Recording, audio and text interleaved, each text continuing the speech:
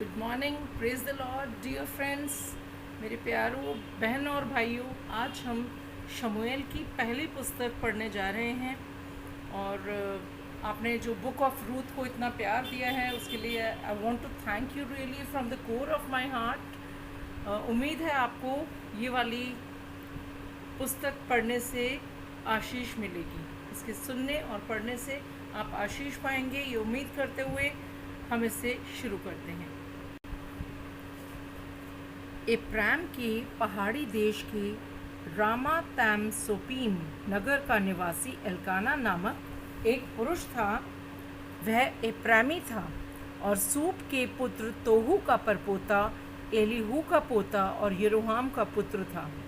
उसके दो पत्नियां थीं, एक का नाम हन्ना और दूसरी का पनिन्ना था। पनिन्ना के तो बालक हुए, परंतु हन्ना के कोई बालक न हुआ। वह पुरुष प्रति वर्ष अपने नगर से सेनाओं के यहोवा को दंडवत करने और मेल बलि चढ़ाने के लिए शीलो में जाता था। वहाँ होपनी और पिन्हास नामक एली के दोनों पुत्र रहते थे, जो यहोवा के याजक थे। जब जब एल्काना मेल बलि चढ़ाता था, तब तब वह अपनी पत्नी पनिन्ना को और उसके सब बेटे बेटियों को दान दिया करता था। परंतु हन्ना को वह दूना दान दिया करता था, क्योंकि वह हन्ना से प्रीति रखता था। तो भी यहोवा ने उसकी कोख बंद कर रखी थी, परंतु उसकी सौत इस कारण से कि यहोवा ने उसकी कोख बंद करके रखी थी, उसे अत्यंत चिढ़ाकर कुड़ाती रहती थी। वह तो प्रतिवर्ष ऐसा ही करता था, और जब हन्ना यहोवा के भवन को जाती थी, तब पनिन्ना उसको चिढ़ाती थी, इसलिए वह रोती और खाना न खाती थी। इसलिए उसके पति एल्काना ने उससे कहा, हे हन्ना, तू क्यों रोती है और खाना क्यों नहीं खाती, और तेरा मन क्यों उदास है? क्या तेरे लिए मैं 10 बेटों से भी अच्छा नहीं हूँ? तब शीलो में खाने और पीने के बाद हन्ना उठी और यहोवा के मंदिर के चौखट के एक बाजू के पास एली याजक कुर्सी पर बैठा हुआ था। वह मन में व्याकुल होकर यहोवा से प्रार्थना करने और बिलक बिलक कर रोने लगी, और उसने ये मन्नत मानी, हे सेनाओं के यहोवा, यदि तू अपनी दासी के दुख पर सचमुच दृष्टि करे और मेरी सुधि ले और अपनी दासी को भूल न जाए और अपनी दासी को पुत्र दे, तो मैं उसे उसके जीवन भर के लिए यहोवा को अर्पण करूंगी और उसके सिर पर छुरा फिरने न पाएगा। जब वह यहोवा के सामने ऐसी प्रार्थना कर रही थी, तब एली उसके मुंह की ओर ताक रहा था। हन्ना मन ही मन कह रही थी, उसके होंठ तो हिलते थे, परंतु उसका शब्द न सुन पड़ता था। इसलिए एली ने समझा कि वह नशे में है। तब एली ने उससे कहा, तू कब तक नशे में रहेगी? अपना नशा उतार। हन्ना ने कहा, नहीं ये मेरे प्रभु, मैं तो दुखिया हूँ। मैंने ना तो दाखमधु पिया है और ना मदिरा।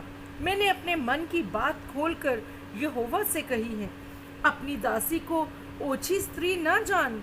जो कुछ मैंने अब तक कहा है, वह बहुत ही शोकित होने और चिढ़ाए जाने के कारण कहा है। एली ने कहा, कुशल से चली जा। इस्राएल का परमेश्वर तुझे मन चाहा वरदान दे। उसने कहा, तेरी दासी तेरी दृष्टि में अनुग्रह पाए। तब वह स्त्री चली गई और खाना खाया, और उसका मुंह फिर उदास न रहा।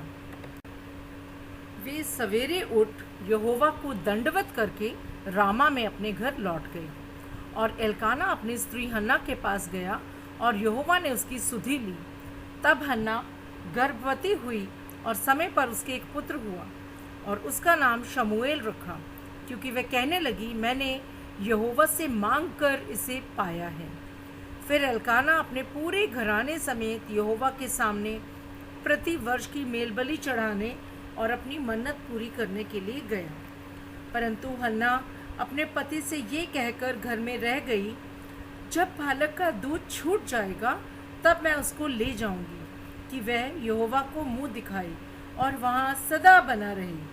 उसके पति एल्काना ने उससे कहा, जो तुझे भला लगे वही कर। जब तक तू उसका दूध न छुड़ाए, तब तक यहीं ठहरी रहे। केवल इतना हो कि यहोवा अपना वचन पूरा करे। इसलिए वह स्त्री वहीं घर पर रह गई और अपने पुत्र के दूध छूटने के समय तक उसको पिलाती रही। जब उसने उसका दूध छुड़ाया तब वह उसको संग ले गई और 3 बछड़े और एपा भर आटा और कुप्पी भर दाखमधु भी ले गई और उस लड़के को शीलो में यहोवा के भवन में पहुंचा दिया। उस समय वह लड़का ही था और उन्होंने बछड़ा बलि करके बालक को एली के पास पहुंचा दिया।